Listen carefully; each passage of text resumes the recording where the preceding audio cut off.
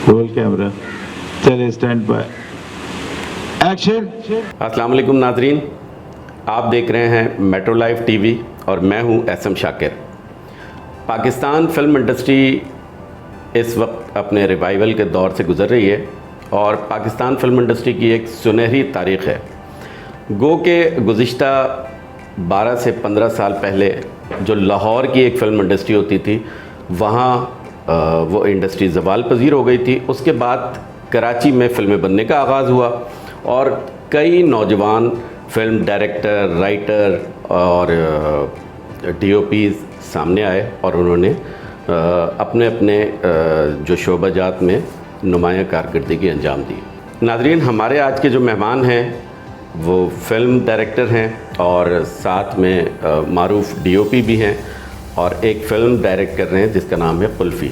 हम ये कुल्फ़ी फ़िल्म के हवाले से बात ज़रूर करेंगे, लेकिन पहले उनके कैरियर के हवाले से हम बात करना चाह रहे हैं। अस्सलाम वालेकुम सलीम साहब, खैरियत से हैं? आप ठीक हैं? मैं बिल्कुल ठीक ठाक और मैं थैंक यू शुक्रिया अदा करना चाहूँगा मेट्रो लाइव टीवी का कि आज उन्होंने मौका दिया और आए मेरे पास, इंटरव्यू का दिया और जिससे मेरी एक नई शनाख्त और हमारी सारी चीज़ें आम लोगों को पता चलना शुरू हो जाएंगी।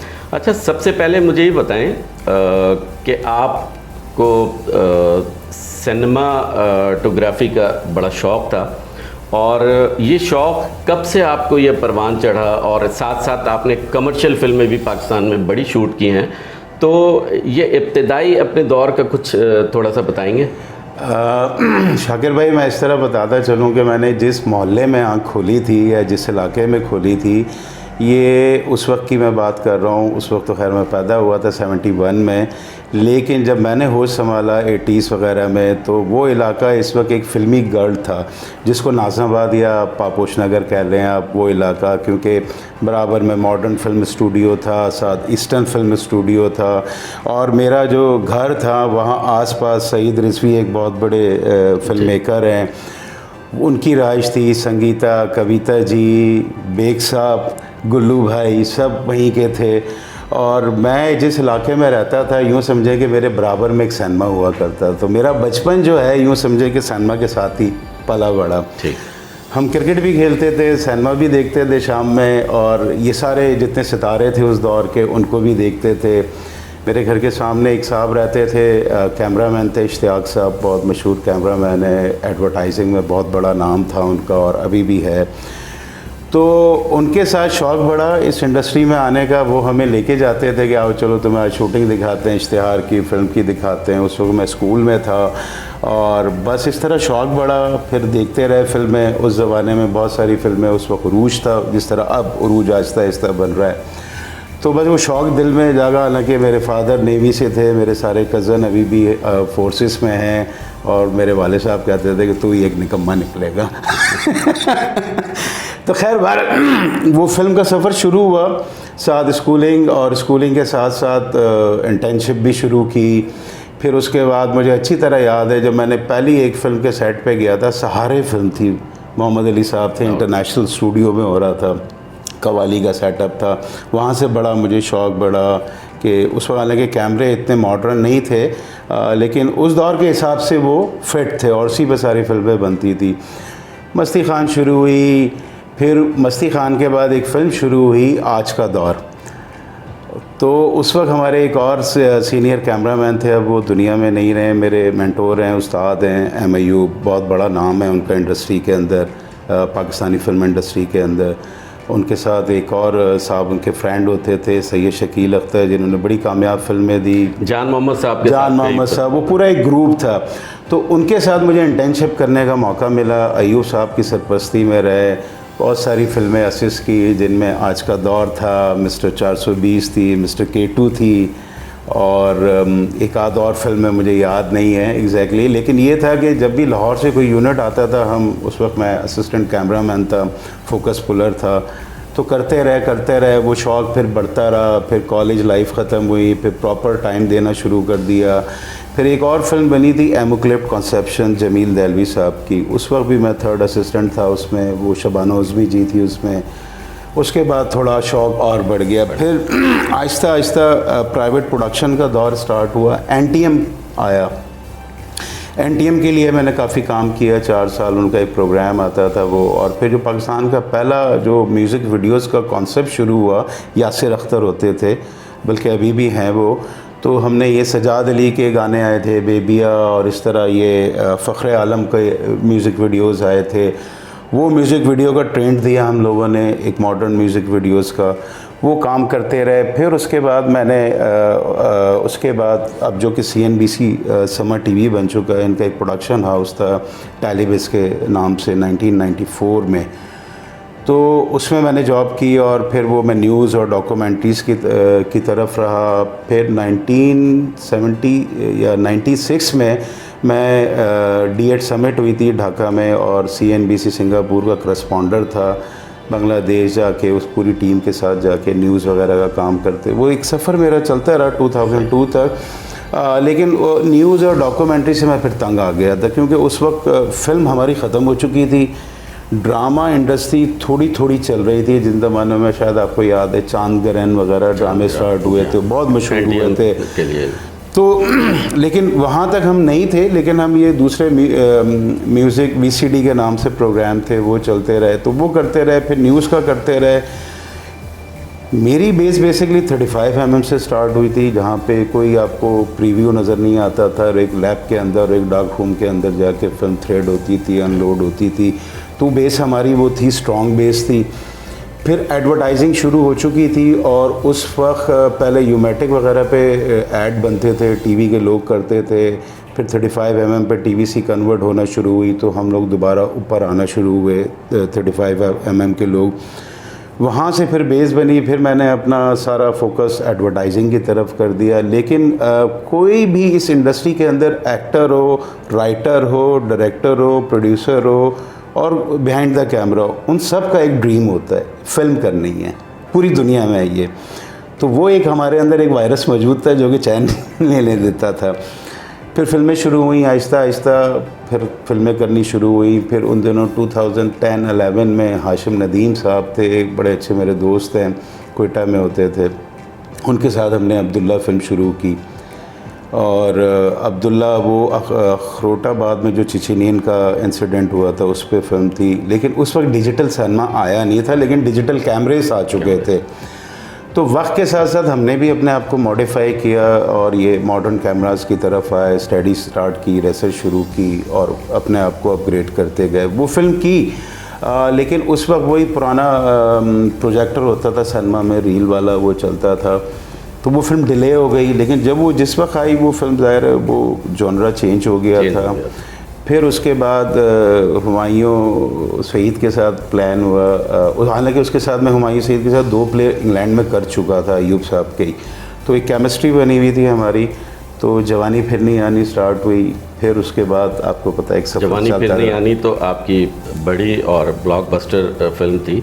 उसके बाद आपने यासिर नवाज के साथ भी मैरूनिसा भी लव यू, और आई थिंक रॉन्ग नंबर भी आपने की थी। नहीं, रॉन्ग नंबर नहीं की थी मैंने, बालू माही की थी, बालू माही, और शेरदिल जावेद शेख साहब की वजूद का भी एक पार्ट किया था, उसमें भी मैंने। अच्छा, आपने जाहिर है आप जो बात कर रहे हैं जिस कैमरा की, तो असल तो पिक्चर्स पाकिस्तान में उन्हीं कैमरास पे बनी। लेकिन आज दौर चेंज हो गया है, एरियल एक्सा और फलां काफ़ी जो भी कैमरे हैं, इक्विपमेंट चेंज हो गया। लाहौर के जितने भी अक्कास थे उनके बारे में कहा ही जाता है कि आजकल ये बात आम फहम में कही जा रही है कि जी वो उनको तो काम नहीं आता था, उनको तो एंगल नहीं रखने आते थे। और लेकिन आपके हिसाब से आप बताएंगे कि क्या वो लोग फिल्में किस एंगल से बनाते थे और अच्छी बनाते थे, या आज के दौर में अगर वो बनाते तो ज़्यादा बेहतर वो बनाते? देखें, वो टेक्नोलॉजी थोड़ी पुरानी थी, और जो भी टेक्नोलॉजी चेंज होती है तो ज़ाहिर है उसके कुछ ज़ाब्ते वगैरह चेंज हो जाते हैं, रिक्वायरमेंट्स होती हैं, वो पूरी करते हैं। वो जो कैमरामैन थे, देखें वो जितने भी कैमरामैन थे, मैंने आकिफ़ मलिक साहब के साथ बड़ा काम किया था। इल्ज़ाम फिल्म की थी असलम नाथा की, और असिस्ट किया था उनको उस वक्त। तो वो उस वक्त के दौर के बहुत अच्छे कैमरामैन थे। बेसिक, अब असल में होता क्या है कि फ़िल्म की कोई भी हो, आपकी बेसिक स्ट्रॉन्ग होनी चाहिए। जिस तरह एक बच्चा होता है ना कि स्कूल से जब तक वो ABCD और अली बे पे प्रॉपर ना सीख जाए वो आगे तरफ बढ़ नहीं सकता है। तो आपकी बेसिक स्ट्रांग होनी चाहिए थी। ये बेसिक उन कैमरामैन्स में थी, और उन्होंने, अगर आप उस दौर की ब्लैक एंड वाइट मूवीज़ देखें या उनकी कलर फिल्में देखें, तो वो अभी आज भी बेंचमार्क है हमारे लिए। 95 में आप उनकी जीवा देख लें, जीवा बिल्कुल स्क्रीन अलग नज़र आती थी वो। मैं आकिब मलिक साहब की बताता हूँ कि एक फ़िल्म बन रही थी हिजरत, मुझे सजाद गुल साहब ने कहा कि यार इन लोगों को आप बताएं। अच्छा, होता ये है कि जब उस जूनियर के भी सीनियर को बताता है ना, तो एक वो भी थोड़ा सा एक दीवार हायल हो जाती है। लेकिन आकिब मलिक साहब थे, अच्छे हैं, उनसे बड़ी मेरी उनसे बात हुई, उनको मैंने बड़ा अपग्रेड किया कि आप करें, और फिर मैंने अपना एक असिस्टेंट भी उनके हवाले किया। सिर्फ फ़र्क ये था कि बड़ा ज़रूरी होता है कि अगर आप वक्त के साथ अपने आप को चेंज ना करें ना, तो आप तरक्की नहीं कर सकते, ये बड़ा ज़रूरी है। लेकिन बेसिकली वो तो एक अच्छे स्कूल हैं हमारे लिए। नबी अहमद साहब हैं, आकिब मलिक थे, और फैसल बुखारी, अली जान साहब, ये वो लोग हैं कि इनको यूनिवर्सिटी का दर्जा हम ज़रूर देते हैं। अब आप एक नई फिल्म डायरेक्ट कर रहे हैं और उसका नाम है कुल्फ़ी, तो थोड़ा सा इसके हवाले से बताएं कि ये नाम बड़ा मज़ेदार सा नाम है, और क्या ये फ़िल्म एक्शन है या तफरीही फ़िल्म है, म्यूज़िकल फ़िल्म है, थोड़ा सा इस बारे में बताएं। कुल्फ़ी का सफ़र यूँ स्टार्ट हुआ कि देखिए, सारी ज़िंदगी तो हमने कैमरे के साथ ही काम किया और करते रहे। बहुत सारे डायरेक्टर्स आए हैं जिनके साथ काम किया, जिनमें आजकल के भी डायरेक्टर है, और नो डाउट उनसे मैंने बहुत कुछ सीखा, और वो तजर्बा मेरे कुल्फ़ी में काम आया। इनमें यासिर नवाज़ भी है, मेरे बहुत अच्छा दोस्त है मेरा, मैं उसे अपना उस्ताद भी कहता हूँ, और नदीम बेग हैं, उनसे भी बहुत चीज़ें सीखी। कुल्फ़ी का सफ़र शुरू हुआ था कि मैं वो डायरेक्ट नहीं कर रहा था फ़िल्म, और कोई और साहब डायरेक्ट कर रहे थे, लेकिन वो कुल्फ़ी का सब्जेक्ट इतना मुश्किल सब्जेक्ट था कि मैंने यहाँ 4-5 डायरेक्टर्स को फॉरवर्ड की वो फ़िल्म के वो आप करें, लेकिन कोई हाथ नहीं डाल रहा था, क्योंकि जितनी भी हमारी फ़िल्में बन रही थी और अभी भी कुछ बन रही हैं, वो ड्रामा स्टाइल पे बन रही थी, और ये टिपिकल फ़िल्म थी, जो टिपिकल फार्मूला फ़िल्म होती है ना, एक्शन, कॉमेडी, 12 मसाले की चाट। तो किसी डायरेक्टर ने हाथ नहीं डाला इस स्क्रिप्ट पे। फिर जो मेरे प्रोड्यूसर थे डॉक्टर मशहूद कादरी, जिन्होंने इस फिल्म को लिखा भी है, वो उन्होंने कहा कि यार ये फ़िल्म तुम ही कर सकते हो, अदरवाइज़ ये फ़िल्म मैं इंडिया ले जाऊँ या इस फिल्म को बंद कर दूँ। शेख साहब ने बड़ा अच्छा रोल प्ले किया, जावेद शेख साहब ने बड़ी हिम्मत बंधाई मेरी, कहा नहीं तुम करो, हम तुम्हारे साथ खड़े हैं सारे एक्टर। तो उस फिल्म का सफ़र इस तरह शुरू हुआ। कुल्फ़ी फ़िल्म बेसिकली है टेक्नोलॉजी पे फ़िल्म है, जो हम बात कर रहा हूँ, जो मैं अभी बात कर रहा हूँ कि इंसान को अपने वक्त के साथ साथ अपने आप को ना, जिस तरह मोबाइल होता है या कंप्यूटर का सॉफ्टवेयर होता है, आपको अपडेट करना पड़ता है अपने आप को। इसी तरह ये फ़िल्म भी इसी कहानी के गिर्द घूमती है कि इंसान जब तक अपने आप को वक्त के साथ तब्दील ना करे ना, तो वो आगे तरक्की नहीं कर सकता। और दूसरा ये कि जहाँ टेक्नोलॉजी का अच्छा इस्तेमाल है ना, वहाँ उसका गलत इस्तेमाल भी है। तो यूथ के लिए उसके अंदर बहुत सारा मैसेज है कि अगर कोई भी चीज़ है आप, क्योंकि जब भी कोई नई चीज़ आती है लोग उसका नेगेटिव इम्पैक्ट पहले सोचते हैं, पॉजिटिव उस पर नहीं सोचते। तो इस फिल्म में हमने बताया कि यार जो भी चीज़ नहीं आती है आप उसका पहले पॉजिटिव एंगल देखें, नेगेटिविटी तो हर कोई ढूंढता है। शहरोज़ के हवाले से बताएं कि उसने कैसा काम किया और आपने शहरोज़ को क्यों कास्ट किया। आपको इस रोल में शहरोज़ ही फाइनल किया था, आपने शहरोज़ को ही? इस रोल के लिए जब मैं फ़िल्म पे ऑन बोर्ड नहीं था, तो एक और दूसरे हमारे एक्टर हैं वो थे उसमें, जिन्होंने अलैन तार पे हमें मना कर दिया था। वो रीज़न वही है जो मैं आपको बताऊं, क्योंकि सब्जेक्ट बड़ा मुश्किल था। उसके बाद मेरी नज़रें शहरोज़ पे गई। जब मैंने टेक ओवर किया, मैंने कहा शहरोज़ करेगा, और शहरोज़ ने बहुत अच्छी परफॉर्मेंस दी है। वो बहुत अच्छा एक्टर है, एक्शन में बहुत अच्छा एक्टर है वो, उसके एक्सप्रेशन बड़े लाजवाब हैं। बस सिर्फ बात ये होती है कि जो हमारे ड्रामे हैं, इन लोगों ने हमारे कुछ एक्टरों को जंग लगा दिया है, अदरवाइज़ हमारे हर एक्टर परफेक्ट है। थोड़ी सी मेहनत करें, फ़िल्म के लिए बहुत अच्छा मटेरियल है। शाहरुज़ बहुत अच्छा मटेरियल है फ़िल्म के लिए, लेकिन यह है कि फ़िल्म को, ज़ाहिर है टीवी का एक्टर चाहे जितनी भी 100 ड्रामे कर लें, वो फ़िल्म में कामयाब बहुत मुश्किल से होता है। और फिल्म का जो एक्टर होता है वो टीवी में नहीं कामयाब होता है, बहुत मुश्किल से होता है। फ़िल्म का एक अलग मिजाज है, टीवी का एक अलग मिजाज है। तो बेसिकली हमारे टीवी के एक्टर्स को सिर्फ ये समझना समझना चाहिए कि यार फिल्म जैसी भी हो, जो भी हो, फिल्म फिल्म होती है। बचपन से हम देखते आ रहे हैं, मेरे बच्चे देखते हुए आ रहे हैं, आपके बच्चे देखते हुए आ रहे हैं। वो ड्रामा नहीं देखने चाहते, उनको वो लाउड माचो मैन हीरो चाहिए जो मार धाड़ भी करे, दीवार भी तोड़ दे और यूँ 10 आदमी भी गिरा दे। ड्रामे के एक्टर्स का सबसे मसला ये होता है कि वो थोड़ा सॉफ्ट में बात करते हैं, फिल्म थोड़ी लाउड होती है। लेकिन शहरोज़ में अच्छी क्वालिटी है, अगर मेहनत की है उसने, नो डाउट, और ये उसकी कैरियर की बहुत अच्छी फिल्म है। और मुझे तो लगता है कि आगे आने वाला जो है मज़ीद इससे शहरोज़ को काम मिलेगा। और दूसरी इस फिल्म की ख़ास बात ये थी कि जब ये फ़िल्म की कहानी मैं पढ़ रहा था, रमज़ानों के दिन थे, पढ़ रहा था, मेरा शुरू से एम था कि यार जो हमारे पुराने एक्टर अब पीछे चले गए, इंडिया ने भी यही किया, अमित जी को वापस लेके आए, सारे मत्थन जी को वापस लेके आए, इन सबों को। हमारे एक्टरों को जो फिल्म के लोग थे उनको कोई उससे काम नहीं ले रहा था। तो एक तो मैंने जहन में ये बात बैठा ली थी कि यार मैं इस फिल्म के अंदर जो आजकल के नए आर्टिस्ट हैं उनको, टीवी के ही हों चाहे नए हों, और जो हमारे पुराने फिल्म के हीरोज़ हैं, यार इनको ला के मिक्स एक मैं बनाऊँगा कि नया जनरा और ओल्ड जनरा, स्टार होता है। तो बेसिकली कास्ट भी इसी पर डिपेंड की, मोहम्मद राना। जी, मैं उसी तरफ आ रहा था कि मोहम्मद राना एक दूसरा बड़ा रोल है इस फिल्म में जो नज़र आ रहा है। तो मोमी के हवाले से जो मैंने बातें या अफवाहें कह सकते हैं, उसकी आप तस्दीक या तरदीद करेंगे कि वो लाउबाली टाइप का उसका जो है वो अमल रहता है। तो आप क्या कहते हैं मोमी के बारे में? मोमी से मेरी दोस्ती काफ़ी पुरानी है। टीवी ऐड के सिलसिले में भाभी से मेरी बात हुई थी, मैं नाज उनकी वाइफ है। मैंने कहा देखें दौर तो अब जा रहा है, सब ख़त्म हो रहे हैं, एक बेहतरीन मौका है, बहुत ज़बरदस्त कैरेक्टर है, मोमी भाई ने करना है ये कैरेक्टर और आपने मेरा साथ देना है। उसके बाद मोमी भाई को कैरेक्टर सुनाया, बहुत खुश हुए और उन्होंने कहा यार ये है फिल्म। लेकिन उन्होंने मेरे साथ जितना भी कोऑपरेट किया, मैं कहता हूँ मेरे बहुत सारे लोगों के फ़ोन आए मेरे पास, राशिद ख्वाजा की कॉल आई, कुछ ऑफिशियल कुछ अनऑफिशियल, मोमी भाई के जिस तरह के लोग बोला वाली हैं ये हैं, लेकिन ऐसा कुछ नहीं है।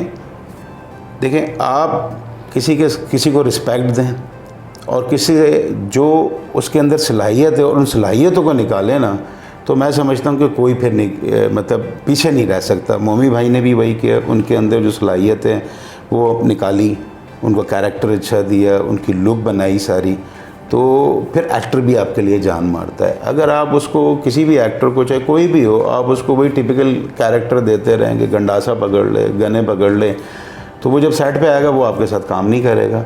लेकिन मोमी भाई को मैंने 6 बजे भी बुलाया, वो 6 बजे भी आए, मैंने रात को 2 बजे भी उनको बुलाया होटल से कि अब ये सीन कर रहे हैं, तो भी आए। यहाँ तो ये 2 हीरोज़ की बात हो गई। अब मुझे नहीं पता कि उनमें से एक हीरो है या एक विलन है, ये तो फिल्म आने के बाद पता चलेगा। लेकिन साथ साथ फिल्म की हीरोइंस के बारे में बताएं और थोड़ा सा म्यूज़िक के हवाले से बताएं। फिल्म, क्योंकि हमारी फिल्म जो है कुल्फ़ी वो बेसिकली बॉयज़ के ऊपर है और यानी कि मेल के ऊपर ज़्यादा बेस कर रही है।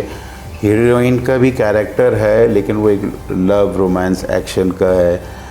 सईदा इम्तियाज़ को हमने लिया क्योंकि वो ड्रामे कम करती हैं। हम चाह भी ये रहते कि कोई ऐसा फेस हो जो स्क्रीन पे डेली नहीं आता हो, तो सईदा इम्तियाज़ थी, बहुत अच्छी परफॉर्मेंस की उसने। मरियम अंसारी, उससे मैं इतनी तवक्को नहीं कर रहा था, ड्रामा आर्टिस्ट हैं, लेकिन आउटस्टैंडिंग उसने परफॉर्मेंस की है।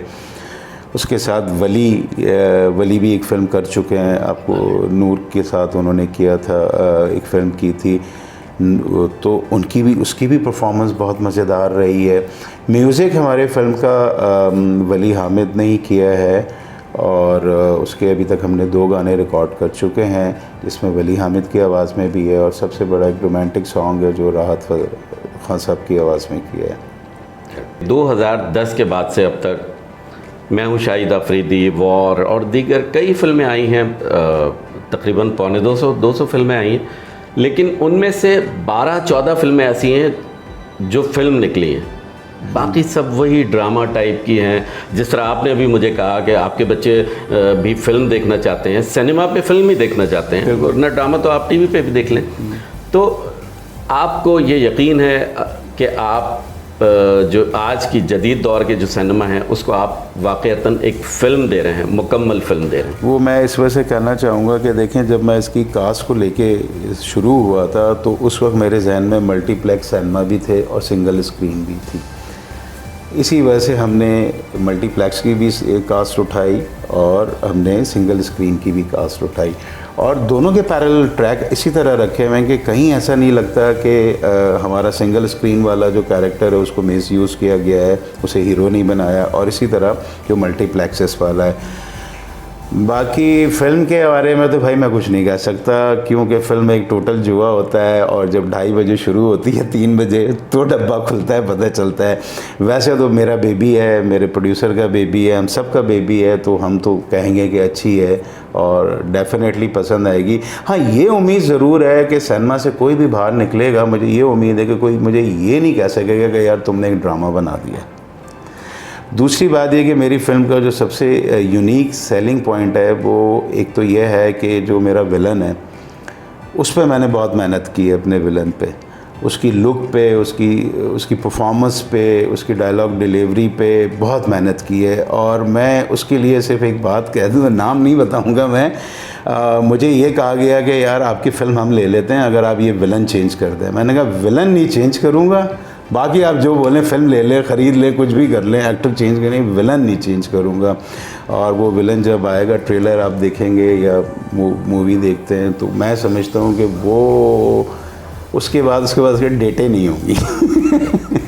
बॉलीवुड और हॉलीवुड तो खैर बहुत दूर की बात है, बॉलीवुड और हमारे यहाँ एक कमी मैं ज़रूर महसूस करता हूँ एज ए फिल्म भी, कि जो फिल्म के दौरान अगर या तो एक्शन फिल्म होती है हम देखते हैं बॉलीवुड की, या फिल्म रोमांटिक भी होती है और उसके अंदर कहीं ना कहीं फ़ाइट के सीक्वेंस हो, तो वो बड़े बेजान से होते हैं। हमारे यहाँ उसका कोई तासुर नहीं आ पाता जिस तरह से इंडियन फिल्मों में है। अब फ़र्ज़ करें कि एक एक्शन फिल्म दबंग अगर मैं देखता हूँ तो दबंग में वो सब कुछ ख्वाब है, जो कुछ वो कर रहा है कि ट्रेन आ रही है और उसने बंदे को उठा के फेंका और जैसे ही वो आया उसने VFX इस्तेमाल हुआ, लेकिन वो बहुत अच्छा लग रहा होता है।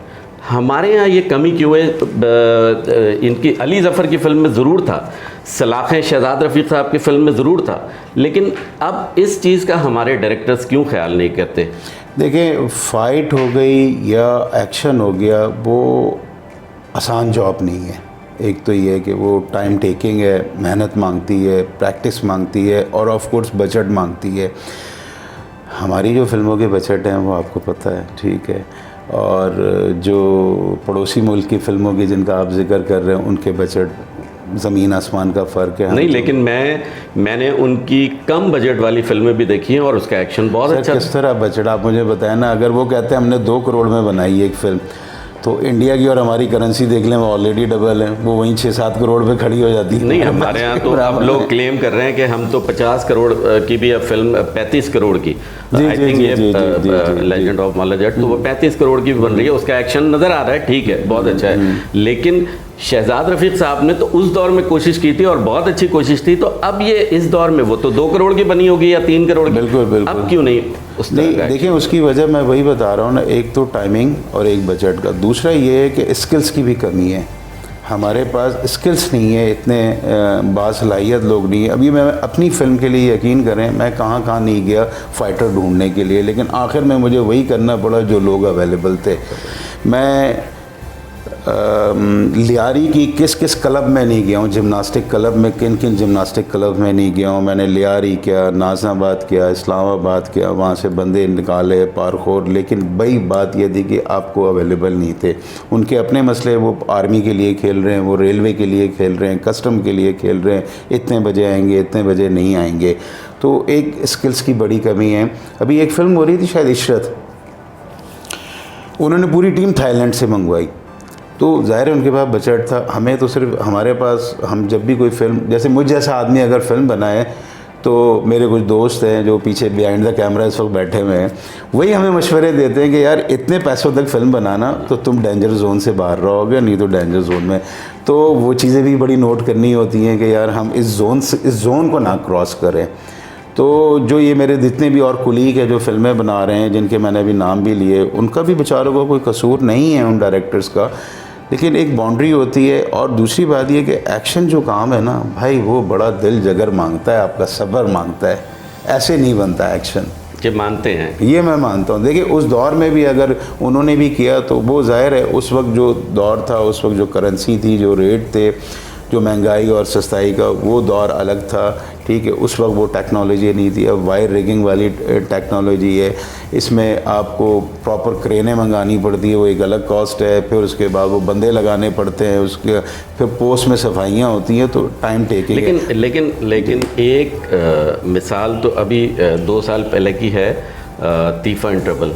तो वो सर यहाँ नहीं हुई ना, लेकिन तो पोलैंड में एक्शन हुआ है, सारा एक्शन हुआ। लेकिन पोलैंड में हुआ मेरा है। कहने का मकसद है कि हम हिम्मत क्यों नहीं करते? जब अली जफर ने की है तो मजीद लोग भी कर सकते हैं, और उसका रिजल्ट स्क्रीन पे आपने देखा। और देखिए अगर प्रोड्यूसर पैसे दे, मेरा दिल क्यों नहीं करेगा मैं भी पोलैंड जाऊँ, आपको भी लेके चलूँ, चलें देखें, मेकिंग देखें। फिल्म के अक्कास से लेकर और जो कमर्शियल फिल्मों के अक्कास से लेकर, और अब आप एज ए डायरेक्टर ये फिल्म कर रहे हैं, तो क्या आपको क्या फ़र्क महसूस होता है इसमें?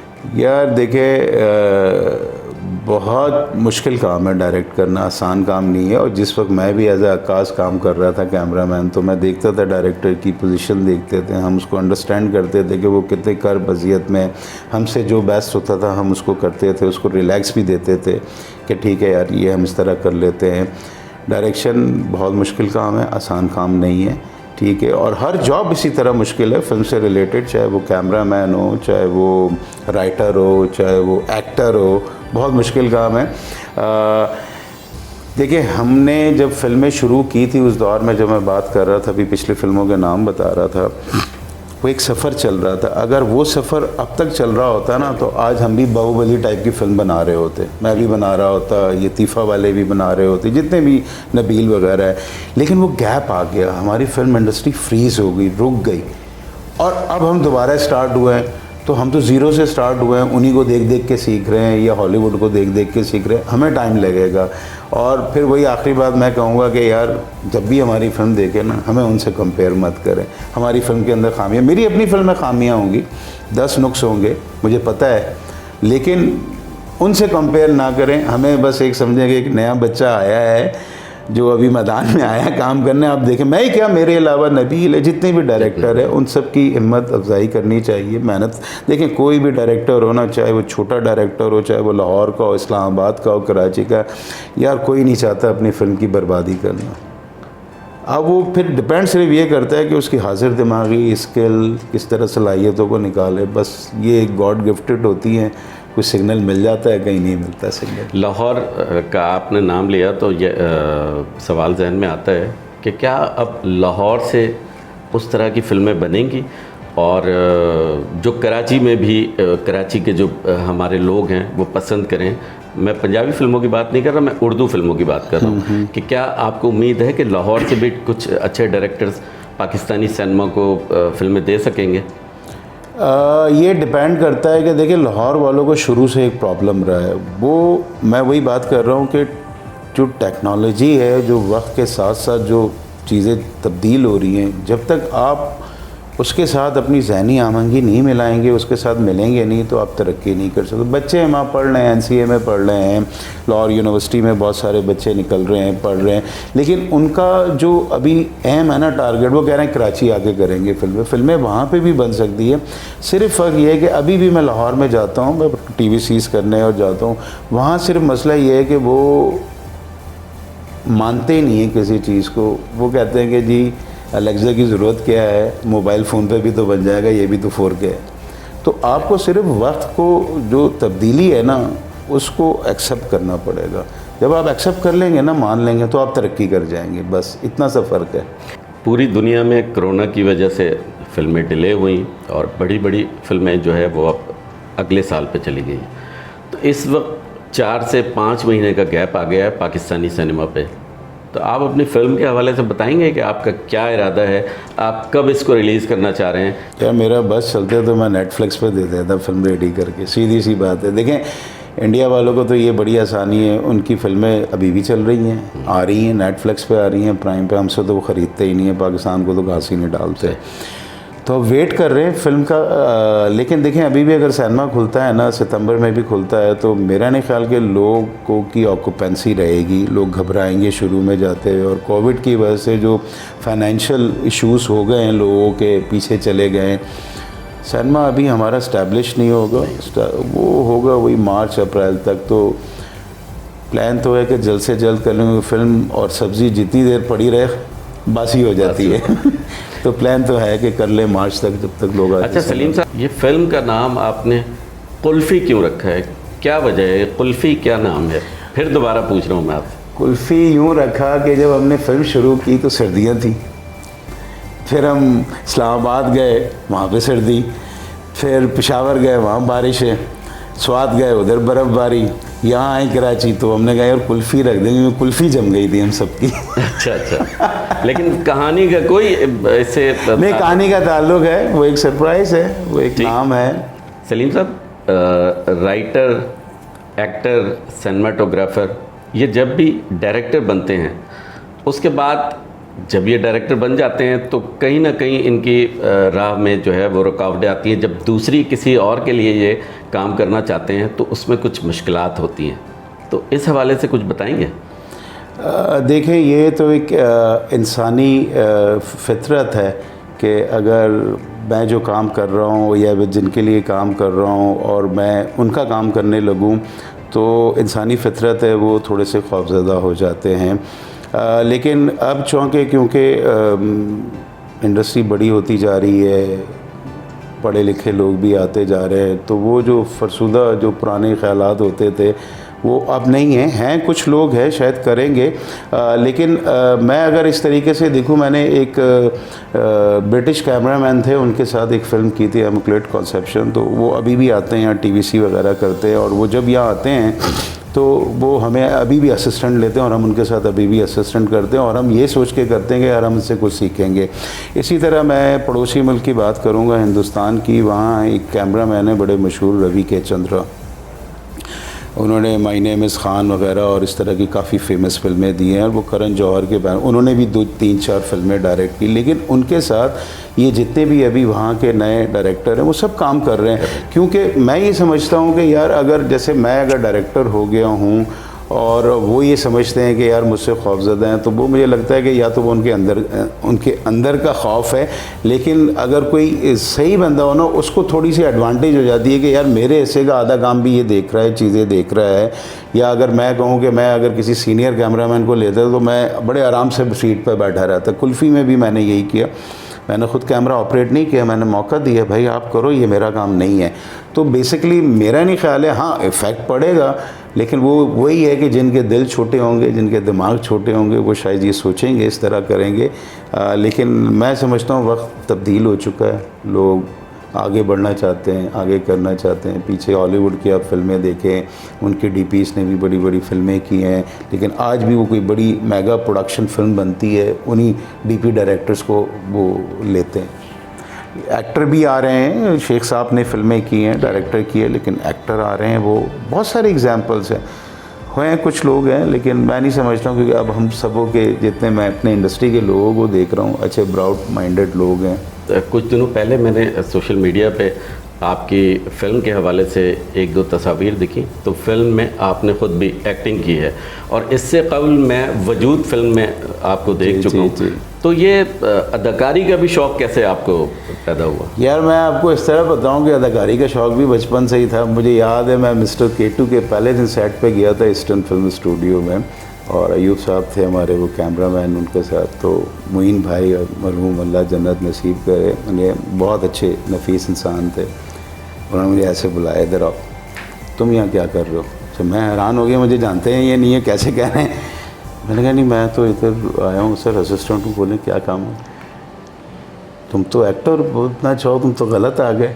तो वो जहन में मेरे बैठ गया, तो मैंने कहा अच्छा यार मैं एक्टर भी बन सकता हूँ।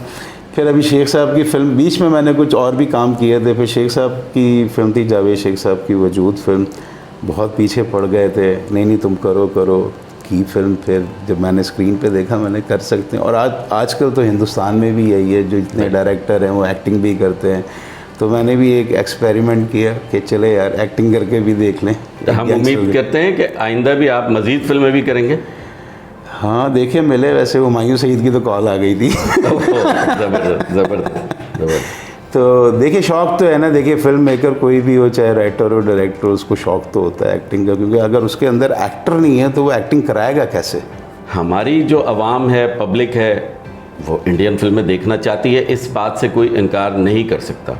अगर हम चाहें भी तो इनकार नहीं कर सकते, लेकिन अब जो सूरत हाल आ गई है उसमें मज़ीद हमें नहीं लगता कि इंडियन फिल्में हमारे यहाँ नुमाइश पजीर होंगी। तो इस सूरत हाल में, और कोरोना ने उसको और ख़राब कर दिया, इस सूरत में इंडियन फिल्में नहीं हैं, तो अब किस तरह से रिवाइवल होगा इस पाकिस्तानी जदीद सिनेमा का?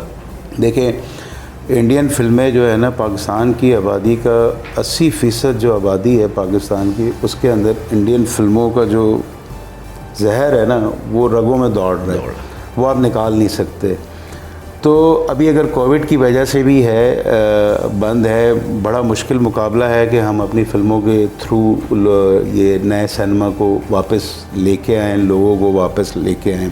बहुत मुश्किल लग रहा है मुझे, चाहे आप जितनी अच्छी फिल्में दे दें, जो भी दे दें, जब तक हमें गवर्नमेंट की सपोर्ट नहीं मिलेगी। अब आप गवर्नमेंट की सपोर्ट कैसे कर लें भाई? देखें इंडिया में आज भी अगर आप क्रेडिट देखते हैं तो वहाँ पे बैंकर का नाम आता है कि बैंक कौन है, बैंक उनको लोन देता है, उनको जो उनकी गवर्नमेंट की जो जगह हैं, लोकेशनें हैं, वहाँ पे रिसोर्सेस मिलती हैं, उनको रिबेट मिलता है। इवन अबू धाबी में है कि अगर आप मिसाल के तौर पे 5 करोड़ उधर लगाएं तो आपको 1 करोड़ वापस मिल जाएगा।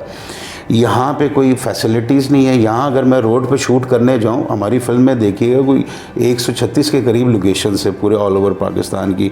वहाँ मैंने किस किस डिपार्टमेंट को मुँह नहीं दिया है, कभी पुलिस वाले को पैसे दिए हैं, कभी सरकारी इदारे के लोग आ गए जिनका मैं नाम नहीं लेना चाहता हूँ, उनको बेनिफिट दिए, सीडीए आ गया, एलडीए आ गया, फिर उसके अलावा एक माफिया अलग है जो आपको पता है रोडों पे जो होते हैं। तो हमें जब तक उन लोगों से गवर्नमेंट हमारे लिए कोई सलूशन नहीं निकालेगी, हमें कोई रिलीफ नहीं देगी, तो यार कौन इन्वेस्टर पागल है ये पर्टिकुलर निपटाता रहे। पागलपन है पाकिस्तान में फ़िल्म बनाना, मैं आपको सीरियसली बता रहा हूँ, पागलों का काम है।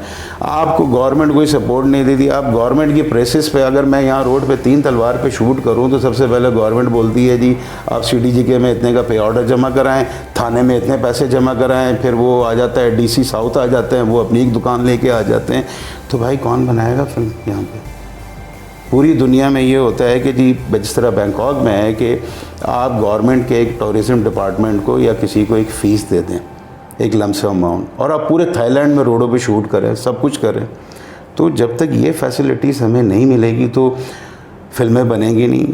फिल्में फिर ऐसी महंगी बनेगी, हमारी फिल्मों के बजट क्यों ऊपर जाते हैं? जैसे लोग बोलते हैं यार ये तो 10 करोड़ की नहीं होनी चाहिए थी, 4 करोड़ की। वो वजह ही यही है, आपको कहीं रिलीफ नहीं मिलता गवर्नमेंट इदारे से, कहीं प्राइवेट इदारे से आपको नहीं मिलता है। किसी छत पे चले जाओ तो मुंह फाड़ के पैसे मांगते हैं इतने। तो ये चीज़ें जब तक नहीं होंगी फिल्में थोक के हिसाब से नहीं बनेंगी। फिर या तो गाँव जाएँ, गाँव देहातों में वहाँ शूट करें, तो गाँव देहातों की कितनी फिल्में आप देख लेंगे। ये तो सरासर एक जुआ है। और फिर जुआ भी ऐसा है कि रिस्क ही रिस्क है हर जगह। आपके पास देखें ना तो कोई स्टार है, हम बताएं हम अपनी फिल्म को किस तरह बेचें। हमारे पास स्टार नहीं है, हमारे पास स्किल्स नहीं है, हमारे स्किल्स हैं लिमिटेड स्किल्स हैं, एक्टर नहीं है, हमारे पास लोकेशनें नहीं है। अब अगर आप GB में शूट, अभी आज मैं अपने गाने की GB के लिए बात कर रहा हूँ तो वो कह रहे हैं जी आप वो वहाँ से आर्मी से एक परमिशन लेटर लिखवाएँ, वहाँ से DC से परमिशन लें। मतलब इतने झंझट हैं यार, तो ये कैसे किस तरह चलेगी इंडस्ट्री। बहुत शुक्रिया सर।